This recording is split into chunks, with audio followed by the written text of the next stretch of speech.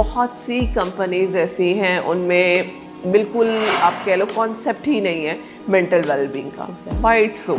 Manager या stress तो वो उतना ही बर्डनाइज करता है अपने अंडर टीम पे। वर्कशॉप्स अरेंज करानी चाहिए और स्पेशली कुछ एक्टिविटीज़ ऐसी रखनी चाहिए कि if some employee has not taken a break, as a counsellor, as a psychologist, आप कौन सी ऐसी एक्सरसाइजेज या ऐसी स्ट्रेटजीज सजेस्ट करना चाहेंगी? अगर आपका माइंड एक्टिव नहीं है, आपकी सेंसेस एक्टिव नहीं है, आपकी ब्रीदिंग ठीक नहीं है, you are not able to perform the task. अस्सलाम वालेकुम एवरीवन, मैं हूँ आपकी होस्ट मुआफिया मलिक, आज एक न्यू शो के साथ। जैसा कि आप सब लोग जानते हैं, हर हफ्ते हम लेकर आते हैं आपकी मेंटल वेलबींग के हवाले से एक ज़बरदस्त टॉपिक, जिसमें हम बात करते हैं हमारे गेस्ट के साथ और आपके लिए कुछ ऐसी स्ट्रेटजीज़, कुछ ऐसी इम्प्लीमेंटेशन सजेस्ट करते हैं हमारे गेस्ट जो आपकी लाइफ को बेहतर से बेहतरीन बना सकती हैं। तो आज भी हमारे साथ बहुत ही ज़बरदस्त गेस्ट मौजूद हैं। अरूसा अली हमारे साथ मौजूद हैं, जो कि लाइफ कोच हैं, साइकोलॉजिस्ट हैं, स्पीकर हैं और डिफरेंट जगह पे इनका एक्सपीरियंस है। बल्कि हम इनसे जानेंगे कि ये इट्स बीन 10 to 11 ईयर्स जो अपना एक्सपोजर लेकर चल रही हैं साइकोलॉजी की फील्ड में, इससे क्या इन्हें लगता है कि जो हमारी सोसाइटी है, स्पेशली आप देखिए सोसाइटल प्रेशर इतना ज़्यादा है और स्पेशली हमारे जॉब एरियाज़ में आफ्टर कोविड इतना ज़्यादा हमारा ये ड्रॉबैक है। बहुत से लोगों की जॉब्स चली गई हैं, जो लोग जॉब्स पे हैं वो भी डरे हुए हैं, सिक्योरिटी नहीं है और बहुत ज़्यादा इश्यूज़ हैं। अब उसमें हम एक बहुत बड़ा इशू जो है वो मेंटल हेल्थ अवेयरनेस का है, जिसके ऊपर आज हमने बात करनी है कि जो वर्क लोड मेंटल स्ट्रेस है, जिसे हम बर्नआउट सिंड्रोम भी कहते हैं, ये क्या है, इसको किस तरह से हम कम कर सकते हैं। अगर हम अपना बॉस चेंज नहीं कर सकते, अपनी जगह चेंज नहीं कर सकते, तो हम अपने माइंडसेट को किस तरह से चेंज कर सकते हैं ताकि हम अपने आप को अपनी उस वर्क प्लेस पे मेंटली रिलैक्स रख सकें। नहीं तो क्या होता है, सारा दिन जॉब पे और रात को घर आके सारा फ्रस्ट्रेशन निकलता है। तो हमने यही सीखना है कि हमने अपने आप को बेहतर कैसे बनाना है। तो आइए बात करते हैं अरूसा से। अस्सलाम वालेकुम अरूसा, कैसी हैं आप? वालेकुम अस्सलाम, thank you for having me here. Thank you so much Aroosa. Aroosa, सबसे पहले तो मुझे ये बताएं, माशाल्लाह इतनी सी एज में, वही कहती हूँ कि यू लुक सो यंग माशाल्लाह से। तो मुझे ये बताएं कि किन किन डोमेन्स को आप कवर कर रही हैं और स्पेशली जो आज हमने ये टॉपिक चूज़ किया है, व्हाट डू यू सजेस्ट कि इस टॉपिक पे बात करना कितना ज़रूरी है? फर्स्ट ऑफ ऑल, जिन डोमेन्स पे मैं काम कर रही हूँ वो है रिलेशनशिप काउंसलिंग है, डिप्रेशन, एंग्जाइटी, PTSDs और with respect to you know corporate trainings and जो भी जॉब के रिलेटेड मैटर्स होते हैं। और ये जो टॉपिक आपने आज ऑप्ट किया, I think this is very important topic, क्योंकि यहाँ इस पे बात करना कंपनीज़ में या उनके CEOs के लिए एक बहुत बड़ी एक लैक है जो हम अपनी सोसाइटी में देखते हैं। क्योंकि हम ये सोचते हैं कि if we are paying our employees तो वो they are like our servants और हम उनको किसी तरह से भी मिसयूज़ कर सकते हैं और उनकी मेंटल हेल्थ का बिल्कुल ख्याल नहीं रखते कंपनीज़ और प्रेशराइज्ड होते हैं बहुत ज़्यादा वो लोग अपनी जॉब्स पे। और already everybody is going through their life, घर पे या कहीं भी किसी भी सिचुएशन में। और जब वर्क पे भी इस तरह का माहौल होता है, एक वो जगह जहाँ पे यू वांट सम स्पेस, जहाँ बाहर निकलते हैं, आप कॉलीग्स से मिलते हैं और वहाँ पे ऐसा होता है कि कुछ टॉक्सिक कॉलीग्स को आप मिलते हैं, कुछ कंपनी के CEOs बहुत इस तरह के होते हैं। और कि एक बहुत इम्पॉर्टेंट टॉपिक है, आई थिंक कि इसको डिस्कस करना बहुत ज़्यादा ज़रूरी है क्योंकि ये एम्प्लॉयज़ के लिए बहुत इम्पोर्टेंट। बिल्कुल। अच्छा, इसमें क्या आपके पास क्लाइंट्स आते हैं? स्पेशली मैं बात इसलिए कर रही हूँ ताकि हम उन लोगों को टारगेट कर सकें जो जॉब से रिलेटेड हैं, क्योंकि हम अपने 8 से 9 घंटे एक जगह पे गुजार रहे हैं और अगर वहाँ पे ही मेंटल पीस नहीं होगा अरूसा, तो हम कहाँ पे जाएं? मतलब ठीक है, प्रोफेशनली ओबियसली हमने ब्रेड एंड बटर के लिए तो जाना ही जाना है, लेकिन हम चाहते हैं कि वहाँ पे जो 7 से 9 घंटे हैं, बेशक बॉस जितना मर्जी काम करवा ले, लेकिन अगर आपका मेंटल पीस है ना, तो आप 10 से 12 घंटे करने के लिए भी तैयार होते हो। लेकिन आपका मेंटल पीस ही नहीं है तो आप फिर काम नहीं कर पाते हो। तो क्या इश्यूज ज़्यादा होते हैं या क्या problems as a point of view के जॉब्स पे, या स्पेशली हम सुनते हैं HR से रिलेटेड इश्यूज आते हैं, तो क्या ऐसे इश्यूज होते हैं जो एज अ साइकोलॉजिस्ट आपको लगता है हमें डिस्कस करने चाहिए और उनके सोल्यूशन की तरफ भी फिर हम जाएंगे? मैंने बहुत सारी कंपनीज़ में ह्यूमन रिसोर्सेज डिपार्टमेंट में I have served it because I am an organisational psychologist myself. तो मेरी प्रैक्टिसेस को देखते हुए ह्यूमन रिसोर्सेज डिपार्टमेंट में जो मैंने यहाँ स्पेशली पाकिस्तानी कंपनीज़ में सर्व किया है, what I have learn through is कि एम्प्लॉयज़ के ऊपर वर्कलोड बहुत ज़्यादा है, ठीक है, और even some it is some kind of responsibility on employees as well कि उनको हर तरह से काम प्रोवाइड करना है, आपको सर्विस प्रोवाइड करनी है, क्योंकि अगर आप उनको पैसे दे रहे हैं तो इट मीन्स कि आपने उनको ख़रीद लिया है हर तरह से, और आपको बस उनको बस आपके ही हिसाब से काम करना है, which is not true eight the moment. क्योंकि एक बंदा जो काम कर रहा है, आई थिंक वो एक सेफ स्पेस ढूंढने को आया है, तो आपको उसको एक ऐसा फिज़िकल एनवायरनमेंट प्रोवाइड करना चाहिए जहाँ पे वो एडजस्ट कर सके, कंज्यूम कर सके जो भी नेगेटिव एनर्जीज अराउंड है, क्योंकि अगर आप ही उसके लिए मेंटल स्ट्रेस का बाइस बनेंगे तो वो कैसे उस चीज़ को फेस करेगा अपने एम्प्लॉयज़ के साथ। और बर्नआउट बहुत ज़्यादा है डेफिनेटली, और टॉक्सिक कॉलीग्स बहुत ज़्यादा होते हैं, मैंने जो देखा है कि everybody is into you know pulling of others legs. तो कोई भी ऐसा नहीं है कि जो आपको कंफर्ट देना चाहता है, हर बंदा ही जो है वो आपको बहुत ज़्यादा एक यू नो एक बहुत ज़्यादा प्रेशराइज करता है। हाँ, तो ये चीज़। अच्छा, मुझे ये बताएं अरूसा, एक बॉर्डर लाइन है, ठीक है, मतलब एक स्ट्रेस हमें डेली मिल रहा है, जो वर्कलोड स्ट्रेस है उसको तो हमें पता है किसी भी तरह से मैंने पूरा करना है, ना चाहते हुए भी मेरी खुशी है या नहीं है, लेकिन मुझे वो टारगेट अचीव करना है। क्या बॉर्डर लाइन होती है जिस पे आपको पता चल रहा है कि यार मैं मेंटली थक गया हूँ, आई नीड अ ब्रेक, लेकिन हम नहीं लेते, तो वो बॉर्डर लाइन क्रॉस करने के बाद क्या क्या साइकोलॉजिकल इश्यूज आ सकते हैं? साइकोलॉजिकली जो इश्यूज फेस करते हैं वो एक तो है स्ट्रेस, बहुत यू नो जनरल एंजाइटी है, बिल्कुल, डिप्रेशन है, बर्नआउट आ जाता है, फिर आपके मूड डिसऑर्डर्स बहुत ज़्यादा हो जाते हैं, आपके फैमिली वर्क लाइफ बैलेंसेस अगर ना हो तो फैमिली बहुत ज़्यादा इस चीज़ को इफ़ेक्ट करती है, आपका वर्क बहुत ज़्यादा इफेक्ट होता है इस चीज़ से, क्योंकि you are not able to maintain a balance between both the lives.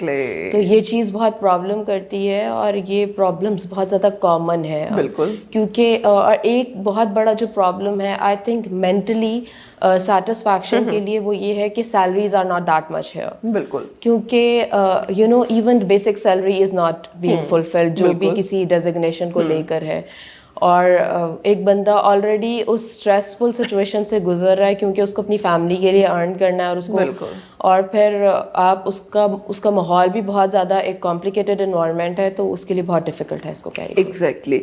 अच्छा, व्हाट डू यू सजेस्ट कि क्या क्या ऐसी, एक तो कंपनी के बिहाफ पे आपको क्या लगता है कंपनी को अपने एम्प्लॉयज़ की मेंटल हेल्थ पे काम करने की कितनी ज़रूरत है? आप देखें, इतनी अवेयरनेस होने के बावजूद बहुत सी कंपनीज ऐसी हैं उनमें बिल्कुल आप कह लो कॉन्सेप्ट ही नहीं है मेंटल वेलबींग का। Why it's so?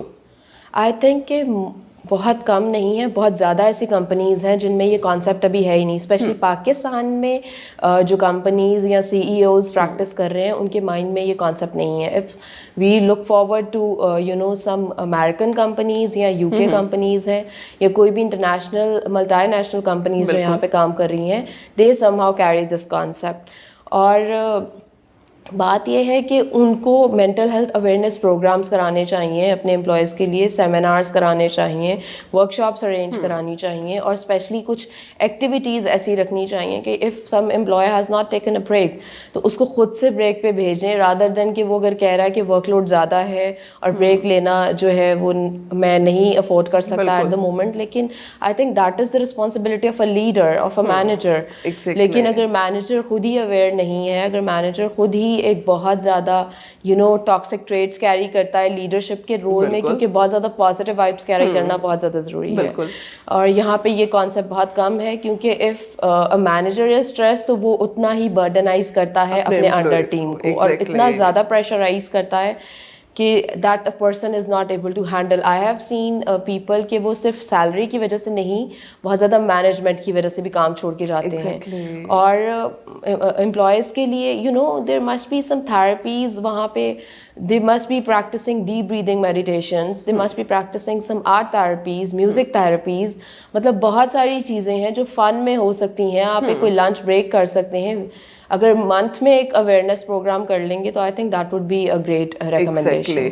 और मेरा ख्याल है ये बड़ा इम्पॉर्टेंट भी है, क्योंकि जितना स्ट्रेस हमारी सोसाइटी हमें दे रही है ना, अगर उतना ही स्ट्रेस हमें अपनी एक जॉब प्लेस से मिल रहा है, तो लिटरली हम कहते हैं कि यार मेंटल पीस ज़्यादा ज़रूरी है। पैसे तो किसी ना किसी तरह से कहीं ना कहीं से हम अर्न कर लेंगे, लेकिन आपकी जो जहनी हालत है वो जितना ज़्यादा कॉम्प्रोमाइज़ होती है, आप उतना ही अपने आप को लेट डाउन करना शुरू कर देते हो। मैं हमेशा इस बात पे ये कहती हूँ कि फाइनेंसेस तो हर बंदा हर तरह से अपने घर में मैनेज कर ही रहा है, but what we are not getting is the moral support. Moral support की बहुत ज़्यादा कमी है, घरों में भी है, ऑफिसेज में भी है। You know when a person is frustrated, घर से वो ऑफिस जाएगा, जाहिर है वहाँ पे भी फ्रस्ट्रेशन देखेगा, तो वो कहाँ जाएगा? डेफिनेटली उसको किसी न किसी काउंसलिंग की ज़रूरत होगी खुद से। I think and I believe कि एक बंदे के ऊपर ये रिस्पॉन्सिबिलिटी है एज एन इंडिविजुअल सेल्फ कि उसको बाउंड्रीज बनाने की ज़रूरत है, कि मेंटली और फिजिकली बाउंड्रीज बहुत ज़्यादा इंपॉर्टेंट है।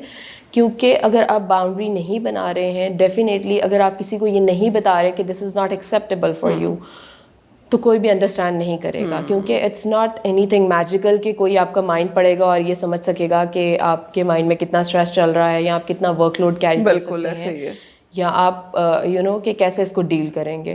तो एक बंदे के ऊपर ये रिस्पॉन्सिबिलिटी है अपनी मेंटल हेल्थ को प्रायोरिटी देना, अपने आप को प्रायोरिटाइज करना। Why are we always into people pleasing? Why are we always into कि बॉस हैप्पी हो जाए हमारे काम से? Why are we not into कि हम किस हाल में हैप्पी हैं, हमारी हैप्पीनेस कहाँ लाई कर रही है? तो हमें ये चीज़ जो है वो देखनी चाहिए। बिल्कुल। अच्छा, कौन कौन सी ऐसी थेराप्यूटिक इंटरवेंशंस हैं जो आपको लगता है कि हम सबको एज अ इंडिविजुअल, अगर नहीं हमारी कंपनीज उस तरह से हमारे मेंटल हेल्थ पीस पे या मेंटल पीस पे काम नहीं कर रही, तो हम एज अ इंडिविजुअल अपने ऊपर काम करें? क्योंकि अगर हम एज अ इंडिविजुअल भी रूसा अपने ऊपर काम करते हैं तो कहीं ना कहीं हम थोड़ा सा रिलैक्स फील करते हैं। तो as a counsellor, as a psychologist, आप कौन सी ऐसी एक्सरसाइजेज या ऐसी स्ट्रेटेजीज सजेस्ट करना चाहेंगी? सबसे पहले तो मैं कहूँगी कि अपनी थिंकिंग और बिहेवियर पे काम करना चाहिए। ठीक है, अगर आपके थिंकिंग पैटर्न्स नेगेटिव हैं, आपका बिहेवियर बहुत ज़्यादा टॉक्सिक है, तो आप कभी भी यू नो सक्सेस की तरफ मूव नहीं कर सकते। तो आपको बिहेवियर और अपने थॉट पैटर्न्स को ठीक करने की ज़रूरत है, and that is the only person जो आप ही ठीक कर सकते हैं अपने आप को। क्योंकि if you are a negative person, आपको एक काउंसलर भी गाइड कर सकता है, लेकिन आपके अंदर फीड नहीं कर सकता पॉजिटिविटी को जब तक आप उसको कंज्यूम करने की पावर ना रखते हो। Second and you know very important thing would be mindfulness. मैं चाहती हूँ कि हर बंदा would be living in the present, ताकि जो करंट सिचुएशन है उसको डील करने की एबिलिटी आप रखते हो। अगर आपका माइंड एक्टिव नहीं है, आपकी सेंसेस एक्टिव नहीं है, आपकी ब्रीदिंग ठीक नहीं है, you are not able to perform the task, you are not able to handle the stress जो ऑलरेडी आपको मिल रहा है, तो उसके लिए आपका माइंड, आपकी सेंसेस एक्टिव होना बहुत ज़्यादा ज़रूरी है। और फिर एक और प्रैक्टिस जो कॉमनली, जो सिंपल प्रैक्टिसेस में अगर हम कंसिडर करें, तो दैट वुड बी मेडिटेशंस। ठीक है, बहुत सिंपल होती हैं, बहुत ज़्यादा इफेक्टिव होती हैं, उन पे काम करना चाहिए आपको मेडिटेशंस पे। और ब्रीदिंग अपनी इतनी स्मूथ करनी चाहिए that you are able enough to handle the most difficult situations. क्योंकि सबसे पहले जो प्रॉब्लम होता है वो आपकी ब्रेथ में ही मसला होता है, और वो जब लूज करते हैं आप, तो जाहिर है आप कुछ भी एक्टिविटी परफॉर्म नहीं कर। और मेरा ख्याल है दैट इज़ मोर इम्पॉर्टेंट कि आप अपने फिजिकल और मेंटल हेल्थ को ज़्यादा रिलैक्स कर सकते हो, बेहतर कर सकते हो।